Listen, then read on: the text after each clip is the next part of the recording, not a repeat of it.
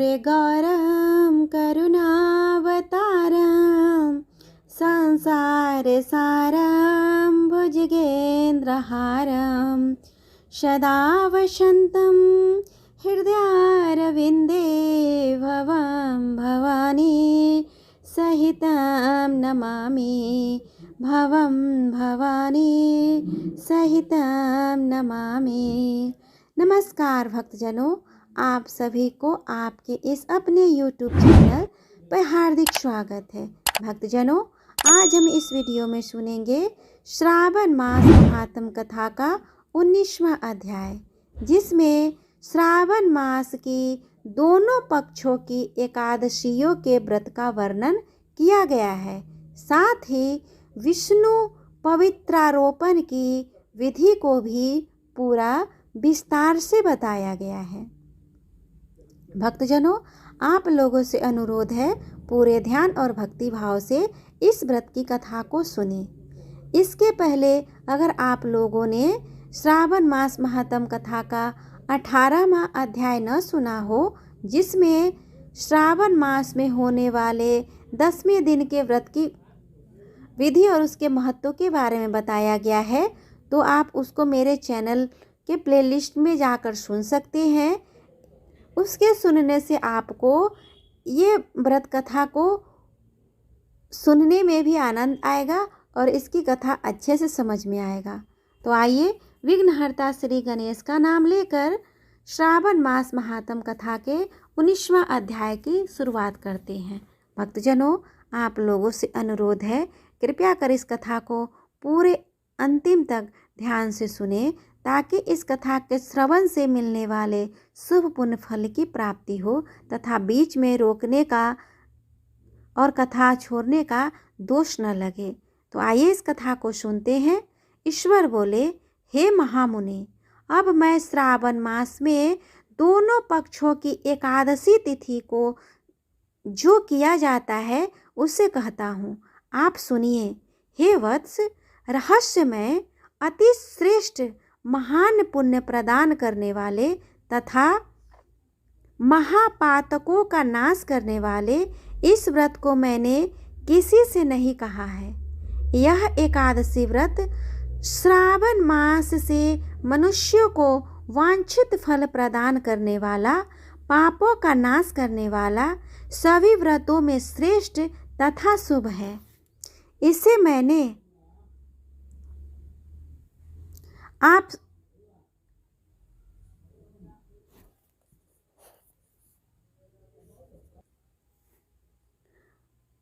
आपसे कहूँगा, आप एकाग्रचित होकर सुनिए।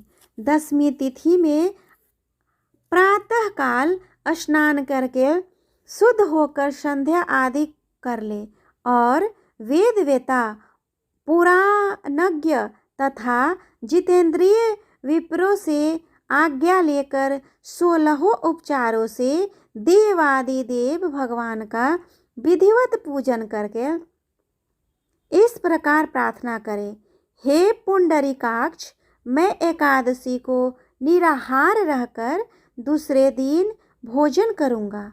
हे अच्युत, आप मेरे शरणदाता होइए।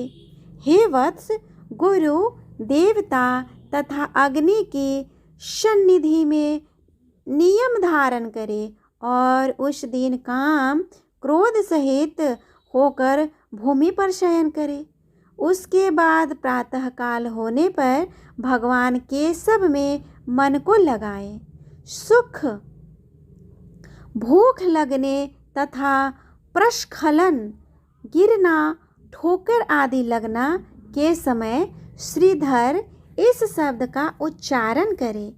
हे वत्स, यह व्रत मोक्ष प्रदान करने वाला है, अतः तीनों दिनों तक पाखंडी आदि लोगों के साथ बातचीत, उन्हें देखना तथा उनकी बातें सुनना, इन सब का त्याग कर देना चाहिए। तदंतर क्रोध सहित होकर पंचगव्य लेकर मध्याह्न के समय नदी आदि के निर्मल जल में स्नान करना चाहिए। सूर्य को नमस्कार करके भगवान श्रीधर की शरण में जाना चाहिए और वर्णाचार की विधि से सभी कृत्य संपन्न करके घर आना चाहिए। वहाँ पुष्प, धूप तथा अनेक प्रकार के नैवेद्यों से श्रद्धापूर्वक श्रीधर की पूजन करनी चाहिए। उसके बाद सुवर्णमय पंचरत्न युक्त श्वेत चंदन से लिप्त तथा 2 वस्त्रों से आच्छादित कलश को स्थापित करके और शंख, चक्र, गदा युक्त देवादिदेव श्रीधर की प्रतिमा स्थापित कर उनकी पूजा करके गीत वाद्य तथा कथा श्रवण के साथ रात्रि में जागरण करना चाहिए। इसके बाद विमल प्रभात होने पर द्वादश के दिन विधि पूर्वक पूजन करके कृतकृत्य हो। बुद्धिमान हो को चाहिए कि श्रीधर नाम का जप करे। इसके बाद उन शंख, चक्र तथा गदा धारण करने वाले देव देवेश श्रीधर की पुनः पूजा करे और सुवर्ण दक्षिणा सहित कलश ब्राह्मण को प्रदान करे। उस समय ब्राह्मण को विशेष करके नवनीत अवश्य प्रदान करे। इस प्रकार प्रार्थना करे, भगवान श्रीधर आज आप मुझ पर प्रसन्न हो, आप मुझे अच्युतम लक्ष्मी प्रदान करे। हे मुनि श्रेष्ठ, इस प्रकार उच्चारण करके जगत गुरु श्रीधर से प्रार्थना करके ब्राह्मणों को भोजन कराकर अपने सामर्थ्यानुसार दक्षिणा देनी चाहिए। इसके बाद सेवकों आदि को भोजन कराकर गायों को घास खिलानी चाहिए। इसके बाद मित्रों तथा बंधु बांधवों समेत स्वयं भोजन करना चाहिए। हे सनत कुमार, मैंने आपको यह श्रावण मास की शुक्ल पक्ष की एकादशी व्रत विधि बतला दी। इसी प्रकार कृष्ण पक्ष की एकादशी में भी करना चाहिए। दोनों व्रतों में अनुष्ठान समान है, केवल देवताओं के नाम में भेद है। जनार्दन मुझ पर प्रसन्न हो, यह वाक्य बोलना चाहिए। शुक्ल एकादशी के देवता श्रीधर है और कृष्ण एकादशी के देवता जनार्दन है। हे सनत कुमार, यह मैंने आपसे दोनों एकादशियों के व्रत का वर्णन कर दिया।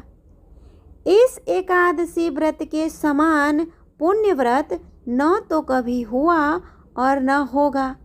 आपको यह व्रत गुप्त रखना चाहिए और दुष्ट हृदय वाले को प्रदान नहीं करना चाहिए।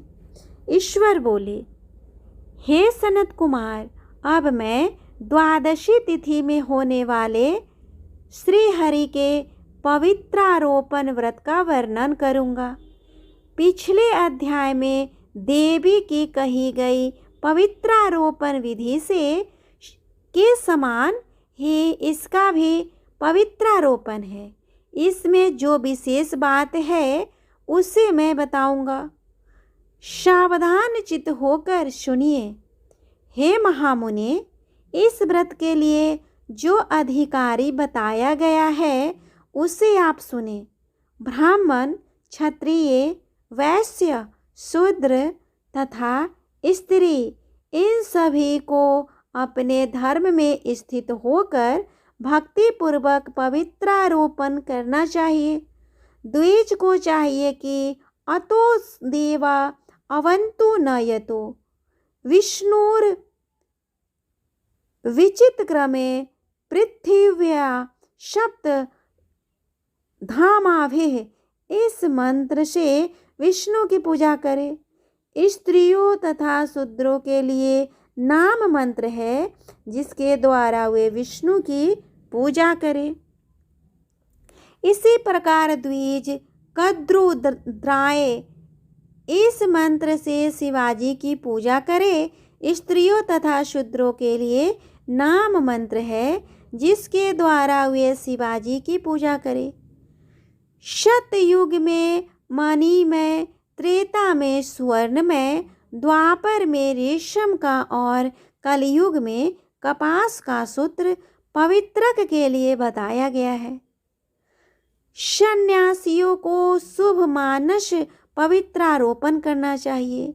बनाए गए पवित्रक को सर्वप्रथम बांस की सुंदर टोकरी में रखकर शुद्ध वस्त्र से ढककर भगवान के सम्मुख रखे और इस प्रकार कहे, हे प्रभु, क्रियालोप के विधान से के लिए जो आपने आच्छादन किया है, हे देव, आपकी प्रसन्नता के लिए मैं इसे कहता हूँ। हे देव, मेरे इस कार्य में विघ्न न उत्पन्न हो। हे नाथ, मुझ पर दया कीजिए। हे देव, सब प्रकार से सर्वदा आप ही मेरी परम गति है। हे जगतपते, मैं इस पवित्रक से आपको प्रसन्न करता हूँ। ये काम क्रोध आदि मेरे व्रत का नाश करने वाले न हो। हे देवेश, आप आज से लेकर वर्ष पर्यंत अपने भक्त की रक्षा करें। आपको नमस्कार है। इस प्रकार कलश में देवता की प्रार्थना करके बांस के शुभ पात्र में स्थित पवित्रक की आदर पूर्वक प्रार्थना करनी चाहिए। हे पवित्रक, वर्ष भर की गई पूजा की पवित्रता के लिए विष्णु लोक से आप इस समय यहाँ पधारे। आपको नमस्कार है। हे देव, मैं विष्णु के तेज से उत्पन्न मनोहर सभी पापों का नाश करने वाले तथा सभी कामनाओं को पूर्ण करने वाले इस पवित्रक को आपके अंग में धारण कराता हूँ। हे देवेश, हे पुराण पुरुषोत्तम, आप मेरे द्वारा आमंत्रित है, अतः आप मेरे समीप पधारे। मैं आपका पूजन करूँगा। आपको नमस्कार है। मैं प्रातःकाल आपको यह पवित्रक निवेदन करूँगा। उसके बाद पुष्पांजलि देकर रात्रि में जागरण करना चाहिए। एकादशी के दिन अधिवासन करें और द्वादशी के दिन प्रातःकाल पूजन करें। पुनः हाथ में गंध, दूर्वा तथा अक्षत के साथ पवित्रक लेकर ऐसा कहे, हे देवदेव, आपको नमस्कार है। जीवन पर्यंत की गई पूजा का फल देने वाले इस पवित्रक को पवित्रीकरण हेतु आप ग्रहण कीजिए। मैंने जो भी दुष्कृत किया है उसके लिए आप मुझे आज पवित्र कीजिए। हे देव, हे सुरेश्वर, आपके अनुग्रह से मैं शुद्ध हो जाऊं। इस प्रकार मूल मंत्र से संपुटित इस मंत्र के द्वारा पवित्रक अर्पण करें। इसके बाद महानैवेद्य अर्पित करके श्री राजन कर प्रार्थना करें। उसके बाद महानैवेद्य अर्पित कर निराजन कर प्रार्थना करें और मूल मंत्र से घृत सहित खीर का अग्नि में हवन करें। इसके बाद इसी मंत्र से पवित्रक का विसर्जन करके इस प्रकार बोले, हे पवित्रक, वर्ष भर की गई मेरी शुभ पूजा को पूर्ण करके अब आप विसर्जित होकर विष्णु लोक को प्रस्थान करें। इसके बाद पवित्रक को उतार कर ब्राह्मण को दान कर दे अथवा जल में विसर्जित कर दे। हे वत्स, मैंने आपसे श्री हरि के इस पवित्रारोपण का वर्णन किया। इसे करने वाला इस लोक में सुख भोग कर अंत में वैकुंठ को प्राप्त करता है। इस प्रकार श्री स्कंद पुराण के अंतर्गत श्री ईश्वर सनत कुमार संवाद में श्रावण मास महात्म्य में उभय एकादशी व्रत कथन और द्वादशी में विष्णु पवित्रारोपण कथन नामक 19वां अध्याय पूर्ण हुआ। भक्तजनों, आप सभी को ये व्रत कथा कैसा लग रहा है, प्लीज़ कमेंट करके बताएं। और अगर अच्छा लगे तो मेरे वीडियो को लाइक और शेयर करें। साथ ही मेरे चैनल को भी सब्सक्राइब कर लें और बेल आइकन को दबाना ना भूलें, ताकि जब भी मैं इस तरह का वीडियो अपलोड करूं उसका नोटिफिकेशन सबसे पहले आपको मिले। तब तक के लिए भगवान शिव और माता पार्वती आप सभी पे अपनी कृपा बनाए रखे। श्री शिवाय नमस्तुभ्यम।